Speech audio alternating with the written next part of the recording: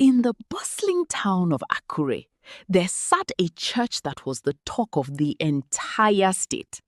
It was called the Citadel of Heavenly Wonders. The church was led by a man named Pastor Ezekiel, a man whose presence alone could quiet a room of 1,000 people. He was tall, always dressed in impeccably tailored white suits, and possessed a voice that sounded like smooth velvet over a drum. Pastor Ezekiel was famous for his midnight deliverance sessions.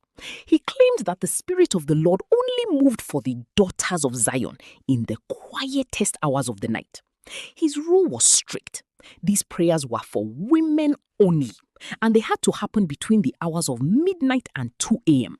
No husbands, no brothers, and no sons were allowed within the church compound during these hours. The townspeople did not question it. After all, women who had been barren for 10 years were suddenly carrying twins.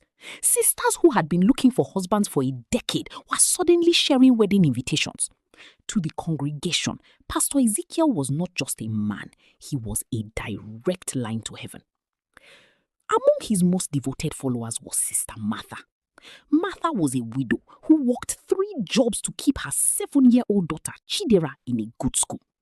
Martha believed that her financial struggles were a spiritual attack, and she spent every Friday night at the midnight deliverance session hoping for a breakthrough. Chidera was a quiet, observant child. She had large, intelligent eyes that seemed to see things adults often missed. Because Martha had no one to leave her with, she would bring Chidera to the church. The little girl was instructed to sleep in the small, cramped Sunday school office while the mighty move of God took place in the main sanctuary. Watch out for episode 2